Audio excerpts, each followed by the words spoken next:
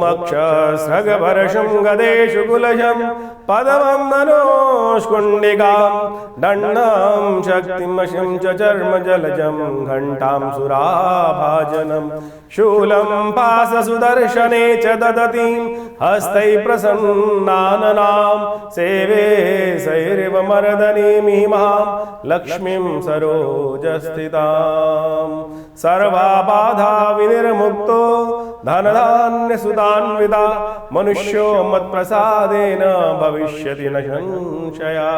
नमस्कार, स्वागत है आपका आचार्य वाणी में। मैं आचार्य डॉक्टर विक्रमादित्य आपके साथ हूं और आज का विषय है कर्क राशि वालों के लिए फरवरी का आरंभ काल, ग्रह नक्षत्रों का योग किस प्रकार से बना रहा है। देखिए, फरवरी का जो आरंभ काल, फरवरी का जो पूरा महीना है ना, यदि हम कर्क राशि संबंध में बात करें तो बहुत महत्वपूर्ण योग बनाता दिखाई दे रहा है। ये कर्क राशि वालों के लिए देखिए, ग्रह नक्षत्रों का योग क्या चल रहा है। बृहस्पति महाराज जो आपकी राशि के दृष्टिकोण से लाभ वाले भाव में चल रहे हैं पिछले करीब 9-10 महीनों से, वक्री चल रहे थे 4 महीनों से, वो आ रहे हैं सही दिशा में। शुक्र महाराज आपकी राशि के दृष्टिकोण से जहां बैठे हैं वो आपके लिए थोड़ा सा, यदि आप उसको सुधार लो, उच्च के हैं, थोड़ा सा यदि खास उपाय कर लें तो आपके बहुत सारे रुके हुए कार्य को गति देने के लिए इन 2-3 महीनों में बहुत सुंदर योग बना सकते हैं। इसके साथ साथ जो शुक्र हैं वो भाग्य को जगाने के लिए तैयार होकर बैठे हुए हैं, लेकिन उसके लिए करना पड़ेगा, स्वयं आपको जागना पड़ेगा। उसके लिए हम सूत्र बताने वाले हैं, क्या कारण है आपके लिए। भाग्य जागने के योग कैसे बनने वाले हैं और भाग्य सोने के योग, दोनों दो तरफा योग बन रहा है। ऐसे में हल्की सी गलती करी तो भाग्य सो जाएगा, और यदि समझ लिया चीज़ों को तो भाग्य जाग जाएगा। ऐसा योग फरवरी में आपके लिए बनने वाला है। चाहे आप बच्चे हैं, चाहे आप बड़े हैं, चाहे आप स्त्री हैं, चाहे आप पुरुष हैं, तो भाग्य जगाने के योग आपके हाथ में हैं। तो ये समझना है आपको किस प्रकार से, सिलसिलेवार तरीके से हम आपको समझाते हैं। देखिए, भाग्य जगा लो। इस वक्त तो योग ऐसा है कर्क राशि वालों के लिए खासतौर पर, जगा भी सकते हो, सुला भी सकते हो।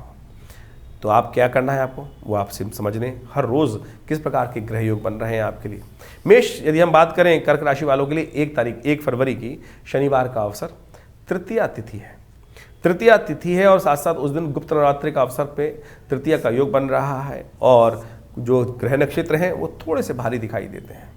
सब कुछ होते हुए भी मनोमस्तिष्क ऐसा फंसा हुआ है कि सही दिशा नहीं मिल पा रही है। ये दोनों भ्रमित करने का योग बनता दिखाई दे रहा है।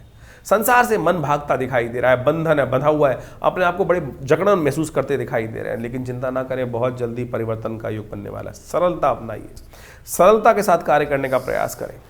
थोड़ी मेहनत ज़्यादा जरूरत है। बहुत जल्दी बृहस्पति महाराज मार्गी होने वाले हैं। सही दिशा, बुद्धि में सही रास्ता आने के योग बनने वाले हैं। एक काम करें, सिंदूर तृतीया है, भगवती के मंदिर में जाकर सर्व मंगल मांगल्ये शिवे सर्वार्थ साधिके शरण्ये त्र्यंबके गौरी नारायणी नमोस्तुते, इस मंत्र का जप करें। भगवती को सौंदर्य के प्रसाधन, सिंदूर, उनको शीशा, चूड़ी, ये सब चीज़ें भगवती को 16 श्रृंगार अर्पित करने का प्रयास कीजिए। परिवर्तन का योग बनेगा। गुप्त नवरात्रि चल रही है, सिद्ध मूर्ति के समक्ष यदि ये उपाय करेंगे, हमने तो विवेकानंद योगाश्रम में पूरे गुप्त नवरात्रि पर दुर्गा सप्तशती का यज्ञ भी रखा हुआ है, आपको इस बारे में अवगत भी कराया था पहले, उसमें भी सम्मिलित हो सकते हैं आप। भगवान को तिल का भोग लगाइए, भगवती को तिल के लड्डू इत्यादि अर्पित करें। वरदा चतुर्थी है तो अब लाभ होगा। 2 तारीख की यदि हम बात करें, रविवार का अवसर, चतुर्थी तिथि है, ग्रह परिवर्तन की तरफ जा रहे हैं। शुक्र के साथ राहु चंद्रमा विराजमान हो गए हैं और ये योग आपके लिए बन रहा है बहुत जल्दी भाग्य जगाने का। ये योग बन रहा है आपके लिए ऐसा कि यदि आप धर्मयुक्त रहोगे, अच्छे काम करोगे, सही दिशा में चलोगे तो भाग्य जाग जाएंगे इन 2 महीनों में, और नहीं तो जैसे हो वैसे ही रहोगे और पीछे खींच लेगा ग्रह। सरल हो गए हो बिल्कुल। बहुत अच्छा योग बन रहा है। ये मोटिवेट करने का हम रास्ता बना रहे हैं। शुक्र भी महाराज इस वक्त शनि के नक्षत्र में प्रवेश कर गए हैं, और शनि आपकी राशि में जो है वो थोड़ा सा पीछे खींच रहे हैं आपको। तो ध्यान रखें, थोड़ा सा धर्म, अध्यात्म की तरफ, परमात्मा की तरफ, कथा इत्यादि, श्रवण इत्यादि, दुर्गा, तो गुप्त नवरात्रि का योग चल रहा है। चमत्कार देखना चाहते हो तो माँ भगवती दुर्गा का पूरा नित्य प्रति स्तवन, पूजन, दुर्गा सप्तशती का पाठ कर लो। ये समय ऐसा है कि 2 महीने में कहाँ से कहाँ पहुँचा देगा आपको। बृहस्पति भी बहुत जल्दी मार्गी होने जा रहा है, ये सूत्र रूप में समझ लिया तो बहुत अच्छा होगा। इस दिन बसंत पंचमी है, ध्यान रखें। बसंत पंचमी का योग पे हमने विवेकानंद योगाश्रम में इस दिन विशेष तौर पर यज्ञ रखा है, श्री यज्ञ, श्री पंचमी का यज्ञ। 2 फरवरी को हमने विशेष तौर पर भगवती को प्रसन्न करने के लिए बड़े सुंदर योग में, आपकी राशि के दृष्टिकोण से इतना सुंदर योग बन रहा है, हमने महालक्ष्मी का यज्ञ रखा है। बसंत पंचमी को श्री पंचमी भी कहा जाता है। महालक्ष्मी की उत्पत्ति का दिवस भी माना जाता है, शास्त्र में वर्णित है। ग्रहों यदि आप पढ़ेंगे तो मिल जाएगा आपको शास्त्र में वर्णित तरीका। पंचांगी खोल के देख लो, वहाँ बसंत पंचमी के साथ साथ डैश श्री पंचमी भी लिखा होता है। लोग बसंत पंचमी याद रख लेते हैं, लेकिन श्री पंचमी महालक्ष्मी का प्राकट्य दिवस भी एक भगवती के स्वरूप में माना जाता है इस दिन। तो हमने विवेकानंद योगाश्रम में इस दिन नवग्रह शांति महायज्ञ, गायत्री यज्ञ और साथ साथ विशेष तौर पर महालक्ष्मी का यज्ञ, सरस्वती यज्ञ भी रखा है, तो आप भी उसमें सम्मिलित हो सकते हैं। एक बात और ध्यान रखिएगा, इस दिन विशेष तौर पर तिथि क्षय हो रही है दिल्ली के पंचांग के अनुसार से, और अनसूच साय के रूप में लोग बहुत सारे विवाह इत्यादि कार्य बिना पंचांग देखे भी अज्ञानियों के साथ कर लेते हैं। ध्यान रखिएगा, इस क्षय तिथि में कोई भी नया कार्य आरंभ करना, नया कार्य करना, ये कहीं ना कहीं दोषयुक्त होता है। उसका दोष परिहार करने के लिए खास उपाय करने की ज़रूरत है। तो जो भी पंडित जी वहाँ उपस्थित हों उनसे अवश्य इस दोष के परिहार के लिए कार्य कराइएगा।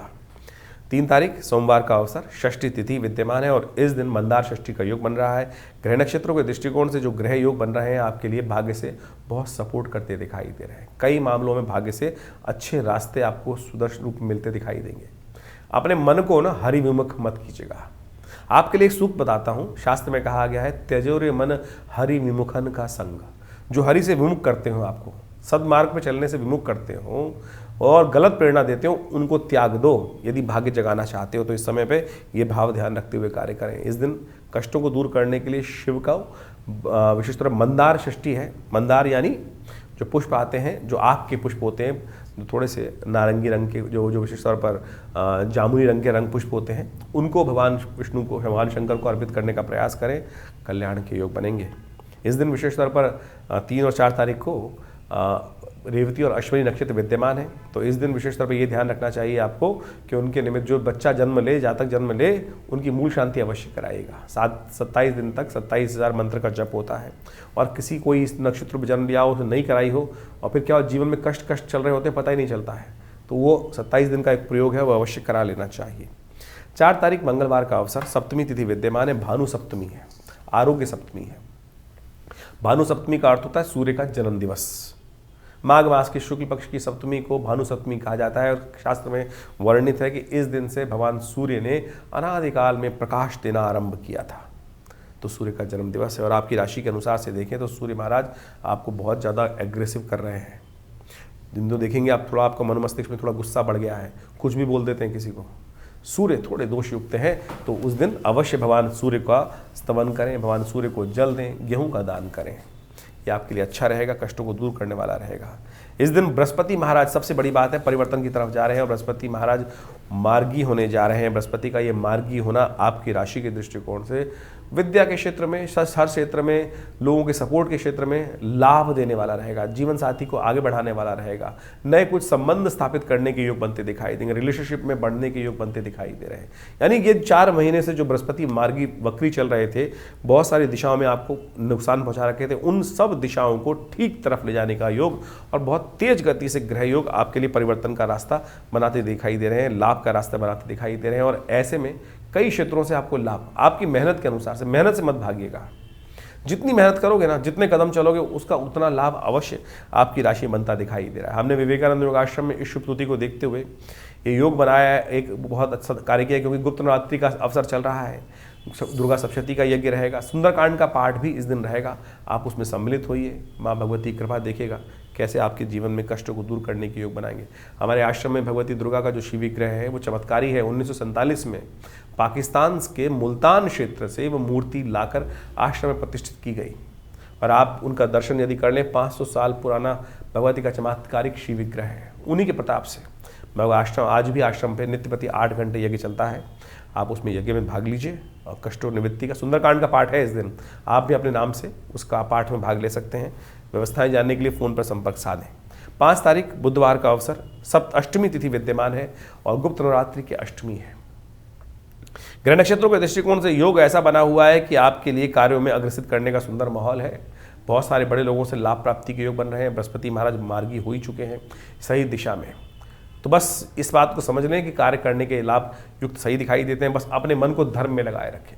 इन दिनों सफलता का एक ही सूत्र है कि धर्म कार्यों में, भगवान के कार्यों में अपने आप को अपना कार्य मान के नहीं, भगवान का कार्य है। हरि प्रेरित कार्य करने का प्रयास करें, हरि से इच्छित होकर कार्य करने का प्रयास करें। अपने कार्य को भगवान का कार्य मान के प्रयास करने का प्रयास करें। भगवान को पार्टनर बना लो, और 2 महीने में ना लाभ हो, ना स्थितियां बदलें, तो आप बात कीजिएगा। ग्रह नक्षत्र ऐसे योग बन रहे हैं साफ साफ इस तरह से, तो कार्य करने का प्रयास कीजिए। अष्टमी है, और अवश्य भगवती दुर्गा गुप्त नवरात्रि चल रही है, गुप्त रूप से भगवती का चुपचाप बैठकर पूजन कीजिए, कल्याण होगा। 6 तारीख बृहस्पतिवार का अवसर, नवमी तिथि है, चंद्रमा होने जा रहे हैं उच्च के बृहस्पति के साथ, मार्गी बृहस्पति के साथ विराजमान होने जा रहे हैं लाभ वाले भाव में। यह आपके लिए बहुत सुंदर योग बन रहा है, बहुत अच्छी स्थिति उत्पन्न कर रहे हैं ग्रह नक्षत्रों के दृष्टिकोण से। और एक और बहुत सुंदर योग बन रहा है कि गुप्त नवरात्रि की पूर्णाहुति है, नवमी है, गुप्त नवरात्रि की महानवमी है, तो ऐसे में अवश्य भगवती का सुंदर पूजन करें। आश्रम पे तो आज पूर्णाहुति का यज्ञ रहेगा, तो इस दिन यदि आप 9 दिन नहीं बैठे तो कम से कम इस दिन अपने बैठने की, अपने नाम से यज्ञ कराने की सुंदर व्यवस्था बनवा सकते हैं आप। उसके लिए फ़ोन नंबर्स हैं स्क्रीन पर, आप उन पर कॉल कर लेंगे तो आपको संपूर्ण विधि बता दी जाएगी। 7 तारीख शुक्रवार का अवसर, दशमी तिथि विद्यमान है और इस दिन मंगल महाराज जो अभी वक्री स्थिति में चल रहे हैं वो पॉजिटिव होने जा रहे हैं, वो धनिष्ठा नक्षत्र में प्रवेश कर रहे हैं। मंगल के नक्षत्र जो है वो बुध जो है परिवर्तन करने की तरफ जा रहे हैं। बुध महाराज जो इस वक्त सूर्य के साथ अस्त चल रहे हैं वो मंगल के नक्षत्र धनिष्ठा नक्षत्र में प्रवेश करते दिखाई दे रहे हैं। और ये बुध का जो थोड़ा सूर्य के साथ युक्त होकर जो उसके अच्छाई हैं, चीज़ें अच्छी हैं, उनमें थोड़ा कष्ट आने के योग बन रहे हैं, उससे थोड़ा सा पॉजिटिव होने के बुध के योग बनेंगे आपके लिए। ये आपके लिए अच्छा योग बनता दिखाई दे रहा है। थोड़ी बुध को और ताकत दीजिए तो अच्छा रहेगा। थोड़े चलते पानी में फिटकरी को प्रवाहित करने का प्रयास कीजिए और हो सके तो बुध की चीज़ों का दान करें, हरी चीज़ों का दान करें। गौशाला में हरी चीज़ें, हरी दाल भिजवा दीजिए, वो भी अच्छा रहेगा आपके लिए। 8 तारीख का दिन, 8 फरवरी शनिवार का दिन, एकादशी तिथि है और मिथुन राशि में चंद्रमा प्रवेश करने जा रहे हैं और ये आपके लिए थोड़ा सा कष्टकारी योग बनेगा। चंद्रमा का ये परिवर्तन आने वाले 2-3 दिन के लिए स्वास्थ्य के मामले में तो कष्ट देने के योग बना सकता है। शनि महाराज वैसे ही आपके लिए थोड़ा सा भारी चल रहे हैं इन दिनों और बहुत जल्दी अस्त हो जाएंगे, तो शनि के जो कष्ट युक्त समय है वो भी समाप्ति की तरफ जाने वाला है। ऐसे एक काम करें, जय एकादशी है, भगवान विष्णु का सुंदर पूजन करें। और कहा जाता है कि मन में जब एंजाइटी डिसऑर्डर चल रहा हो, लगे ऐसे में क्या हो सकता है, मनोमस्तिष्क में ऐसा हो सकता है कहीं किसी ने कोई मेरे ऊपर नेगेटिव प्रभाव तो नहीं कर दिया, कहीं कोई प्रेत बाधा तो नहीं हो गई। पद्म पुराण में कहा गया कि जय एकादशी के दिन शनिवार युक्त यदि पड़ी हो तो उस दिन विशेष तौर पर तिल के द्वारा भगवान का हवन करना चाहिए, तिल के द्वारा भगवान को स्नान कराना चाहिए और उस जल को ग्रहण करना चाहिए और उससे कैसे भी कष्ट हो उनसे निवृत्ति का योग बन जाता है। तो कर्क राशि वालों, 9 तारीख का भी समझ लीजिए, 9 फरवरी का दिन कैसा है आपके लिए, रविवार का दिन, और इसमें भीष्म द्वादशी का योग है, तिल द्वादशी का योग है और ग्रह नक्षत्रों के दृष्टिकोण से आपकी राशि के अनुसार से समय थोड़ा भारी चलता दिखाई दे रहा है। अननेसेसरी के खर्चे बढ़ सकते हैं। थोड़ा जो भी कार्य कर रहे हैं उनको सोच समझ के करने का प्रयास करें। मनोमस्तिष्क थोड़ा सा हल्का दिखाई देता है। स्वास्थ्य के मामले में भी ग्रह थोड़े भारी दिखाई दे रहे हैं। ऐसे में तिल का दान, तिल से यज्ञ करने का प्रयास कीजिए, वो अच्छा रहेगा। अपने पितरों के निमित्त तिल से तर्पण भीष्म द्वादशी के दिन किया जाता है और उससे कहा जाता है प्रेत बाधा और साथ साथ पितृ ऋण से निवृत्ति का योग बन जाता है। 10 तारीख का दिन सोमवार का अवसर है, त्रयोदशी तिथि है। ग्रह नक्षत्रों के दृष्टिकोण से ये समय आपके लिए बढ़िया परिवर्तन का जा रहा है और ये परिवर्तन मोटिवेशन के साथ आएगा। सुबह थोड़ी हल्की दिखाई देगी लेकिन जैसे जैसे सूर्य आगे बढ़ेंगे आपके लिए पॉजिटिव साइन बनता दिखाई देगा। शिव का ध्यान कीजिएगा। सोम प्रदोष का योग है। इस समय प्रयाग में बहुत सुंदर योग बना हुआ है और ऐसे में कहा जाता है कि प्रयागे माघमासे च बिल्वपत्रम शिवार्पणम अखंड बिल्वपत्र च पूजय शिव शंकरम। यदि कुंभ में स्नान का अवसर मिल जाए तो बहुत सुंदर रहेगा और ऐसे में घर में ही एक काम कर सकते हैं आप, भगवान शंकर का पार्थिव शिवलिंग बनाकर वहीं ध्यानस्थ स्थिति में जाकर उस प्रयाग स्थिति में पहुंच जाएं, ध्यान में ही मानस पूजा करते हुए, और वहीं प्रदोष काल में शाम के समय भगवान पर बिलपत्र अर्पित करें। सोम प्रदोष का सुंदर पुण्य लाभ प्राप्ति का योग है, इसका लाभ लीजिए। तो ये राशियों का भविष्यफल आपने जाना। आपकी राशि के दृष्टिकोण से क्या कुछ प्रभाव इन दिनों जब फरवरी के आरंभ काल में आपके जीवन में पड़ने वाला है उसको आपने समझा।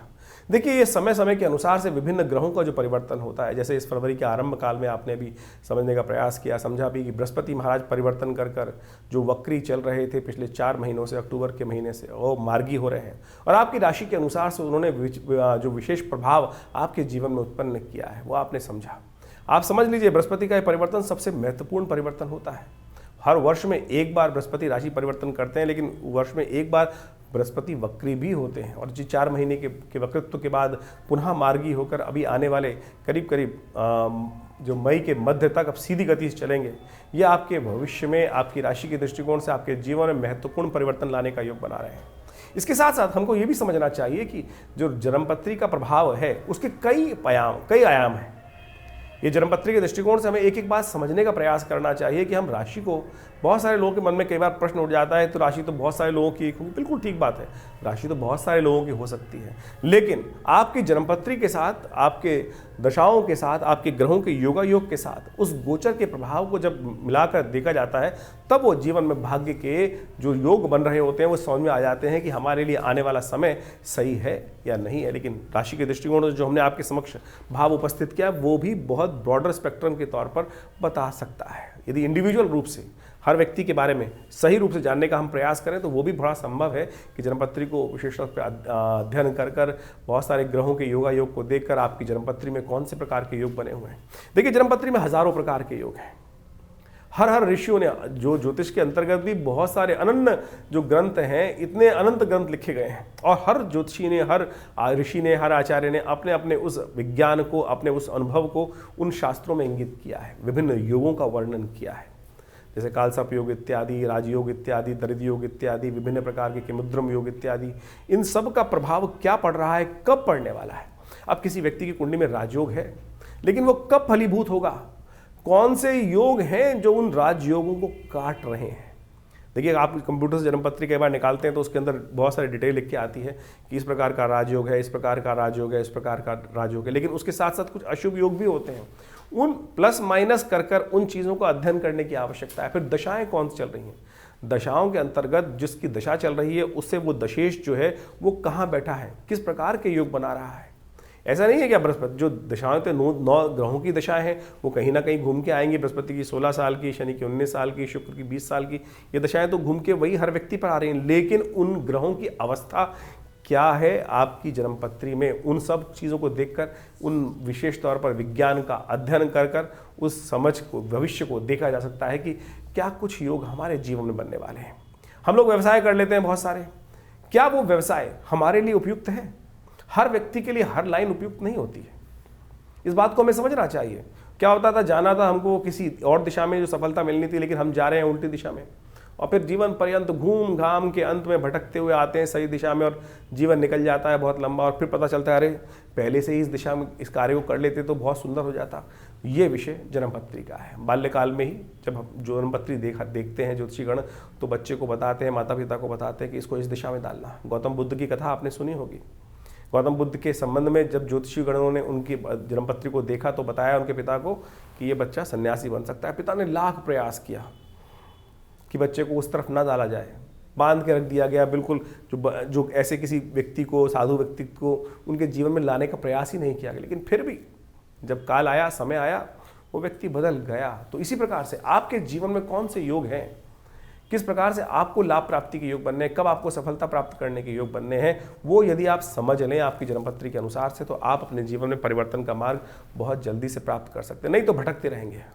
देखिए, सुर दुर्लभ मानुष तन पावा, 84 लाख योनियों में भटकने के बाद इस मनुष्य जन्म को प्राप्त किया है।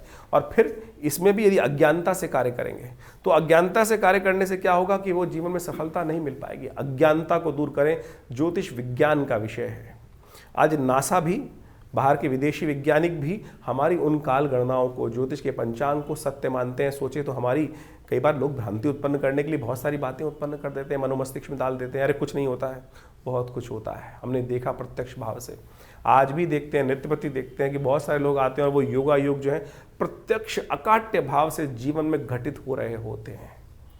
तो इसको समझने की आवश्यकता है। सिद्धांत गलत नहीं है, जो सिद्धांत पे काम करने वाले लोग हैं, तथाकथित हैं, अज्ञानी हो सकते हैं, वो मेरे ज्ञान में फ़र्क हो सकता है, लेकिन विज्ञान बिल्कुल ठीक ठाक है, बढ़िया है। तो इस बात को सैद्धांतिक तौर पर समझते हुए हमें कार्य करने की आवश्यकता है। तो आप जन्मपत्री के संबंध में पूरी डिटेल, इन सब संबंध में आश्रम में जो कार्य होते हैं उनमें आप अच्छे से जुड़कर जान सकते हैं। अभी तो इन दिनों नवरात्रि, गुप्त नवरात्रि के यज्ञ चल रहे हैं जो 6 तारीख तक चलेंगे। आप उनमें भी, उन नवरात्रों में भी भाग लेकर अपने जो ग्रह गणनाओं के अनुसार से उपाय करने का प्रयास करते हैं। देखिए, एक बात समझें, हम ग्रहों के उपाय करने की तरफ जाते हैं, उपाय बड़े टोटकों में फंस जाते हैं। उपाय तो परमात्मा का स्मरण ही है। हम रविवार को आश्रम पे बहुत बड़ा विशाल यज्ञ करते हैं, समय समय पर सुंदरकांड, अनेक प्रकार के भजन कथाओं का आयोजन होता ही रहता है। निवारण वही है। हम छोटे छोटे टोटकों में या कुछ नगों में फंस जाते हैं और उनको निवारण करने की तरफ जाते हैं। भारतीय संस्कृति में सबसे श्रेष्ठ कार्य कहा गया, यज्ञो वही श्रेष्ठतम कर्म। और हमारे आश्रम पे नित्य प्रति करीब करीब पिछले 60 सालों से नित्य प्रति 8 घंटे यज्ञ चलता ही है। और हर रविवार को उस आश्रम में होने वाले उन यज्ञों में आप स्वयं भाग ले सकते हैं और हमारी तरफ से कोई शुल्क नहीं लगता उन यज्ञ इत्यादि में भाग लेने के लिए। नवरात्र का यज्ञ रहेगा, उसमें भी आप स्वयं आके बैठें। और अभी शिवरात्रि का कार्यक्रम बहुत बड़ा आने वाला है और उन सब में भी विभिन्न प्रकार के कार्यक्रम समय समय पर रहेंगे। तो आश्रम के साथ जुड़कर आप बहुत सारे अपने प्रश्नों का निवारण भी कर सकते हैं। हाँ, आपको कोई प्रश्न करना है और आपको लग रहा है फ़ोन नहीं मिल रहा है तो चिंता ना करें, इन नंबर्स पर आप व्हाट्सअप भेज सकते हैं, अपने प्रश्न को लिख के भेज सकते हैं। बहुत सारे लोग भेज रहे हैं और उनको समय के अनुसार से अवश्य जवाब भी देने का प्रयास करते हैं। तो आप भी इन नंबर्स को नोट कर लीजिए, अपने प्रश्नों को इन व्हाट्सअप के माध्यम से भी भेज सकते हैं हमारे पास। हम अवश्य प्रयास करेंगे जल्दी से जल्दी आपके प्रश्नों का समाधान आप तक पहुँचाएँ।